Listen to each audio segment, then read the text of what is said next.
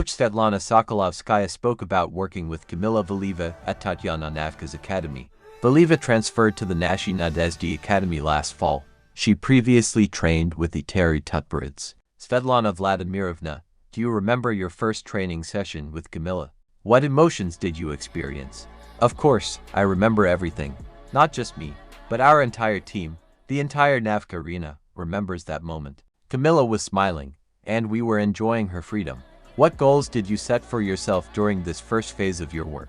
I can only say that Camila and I have a work plan for all 4 months of the current season, and we are on schedule. We were also fortunate that Camila had the opportunity to participate in Tatyana Navka's commercial shows. Does competition in training matter to Camila? Camila is a self-sufficient athlete, but the competition with our guys in the group is beneficial to her. What goals do you plan to set for Camila next season? The main goal is her health. A lot has changed in Camila's body, so we'll tackle each challenge as it arises, Sokolovskaya said. Why are skaters leaving Tutberidze?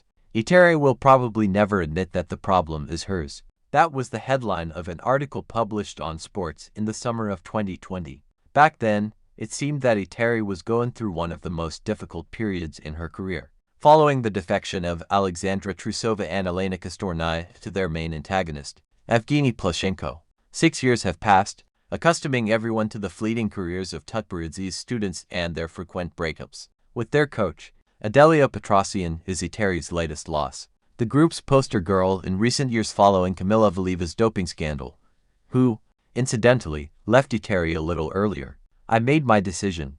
I don't want to go there anymore. I don't feel needed there anymore, Tatyana Navka, who had given Camila a home at her academy, explained Valieva's decision. Petrosian hasn't yet offered a reason for her departure, but it's hardly worth dividing the arguments. Tutberidze's June interview, in which she harshly and largely critically spoke of Petrosian, certainly wasn't the reason for Adelia's departure. Rather, it was a consequence. Eteri understood this already. All preseason inside information from Tutberidze's group confirmed that Petrosian has no motivation to continue the full season. She trained sluggishly once or twice a week, complained about her health, and focused on her studies, as if avoiding the turbocharged routine Tutberidze demands of her skaters.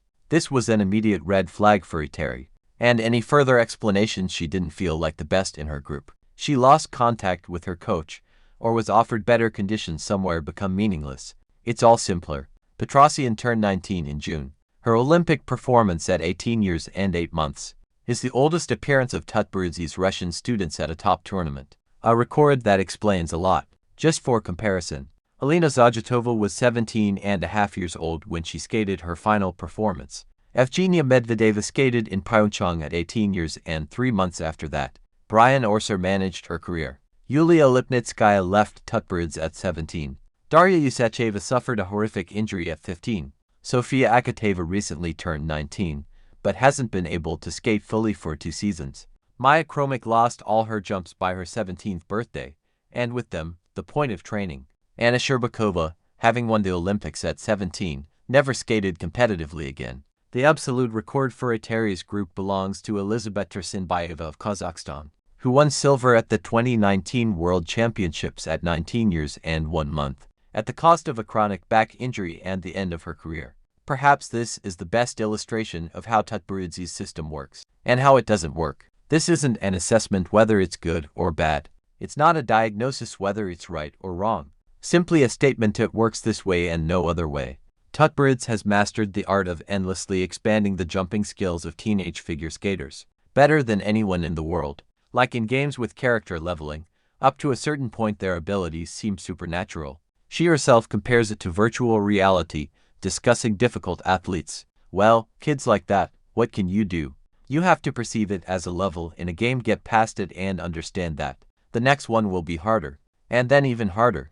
Anyone even slightly immersed in figure skating knows that training here is essentially not training, but rather conditioning, if that word has a positive connotation. But even in the figure skating community, Eteri's training is described with one word: brutal, combining extreme workloads, psychological pressure, and total dietary restrictions. The problem is that in figure skating, all of this eventually reaches a dead end, which can take many forms. Physiologically, when the inevitable puberty sets in and the body behaves too unpredictably. Psychologically, when reliving all the stress and limitations over and over again seems like unbearable torture.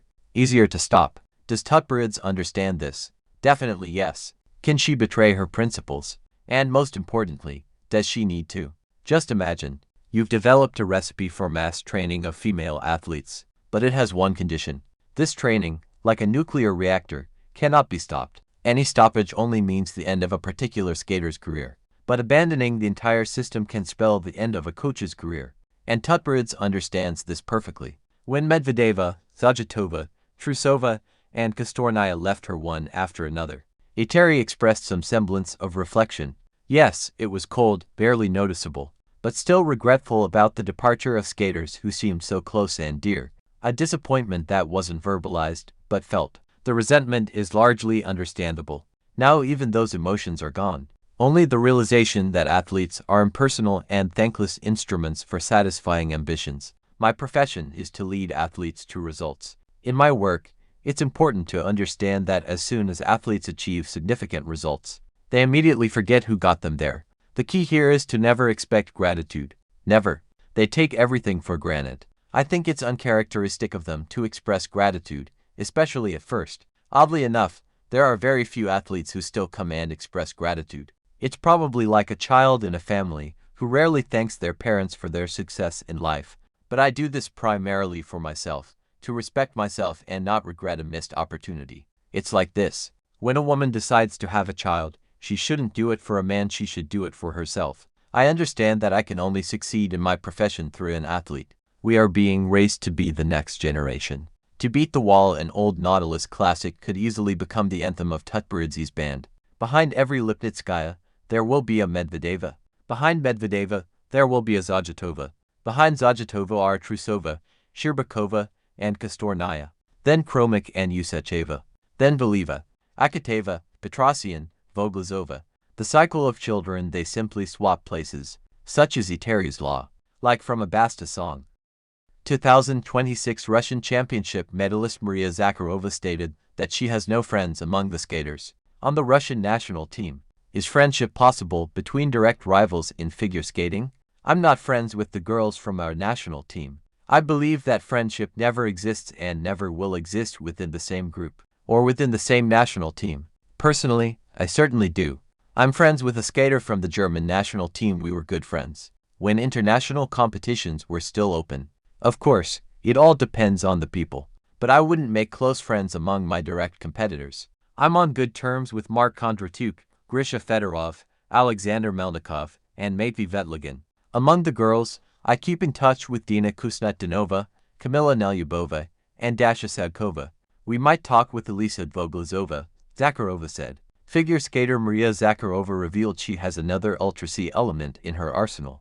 The 18-year-old skater performed a quadruple toe loop in competition last season. Do you have any thoughts about next season? I think I'll keep my short program in my usual style, but I'll try something new in the free skate. Are you planning to learn any new Ultra C elements? Or do you think your current routine is enough to win? I have another Ultra C element in my arsenal, but I haven't been able to show it off this season. Which one is still a secret. I think it will appear on my social media and at competitions next season, Zakharova said. Honored coach of the USSR Tatyana Tarasova stated that she considers Adelia Petrosian the leader of women's singles skating in Russia. On July 20th, Petrosian announced her departure from Eteri Tutberidze's coaching staff. I haven't changed my mind about Adelia Petrosian, despite recent events. She should be our #1 skater because she's still the reigning Russian champion. Adelia is the leader of our women's singles skating. All questions about her readiness can only be discussed after the results of the upcoming Russian championships. I don't share the opinion that Trusova should be the main focus. This is all gossip, not a reasoned proposal. Sasha is very talented and capable, but we haven't even seen her yet to pin such hopes on her. I really want her to come back as strong as she was, but that still needs time, Tarasova said. Tutberidze said that Petrosian was a real child, but Adelia made a mature decision. Adelia is a real child, and it's as if she didn't understand that this was a huge chance in her life, perhaps her only one. It's as if they didn't fully explain to her how important this was, that she needed to put in every effort to achieve it, Eteri said. At the Olympics, Petrosian didn't live in the Olympic Village, but in a separate apartment with her mother. She had minimal contact with the outside world. Only during the exhibition skating to Shakira did it suddenly become clear that she was no longer quite a child. After the games, an identity crisis is very likely. It often befalls even champions, and it's especially likely for those who didn't perform as expected.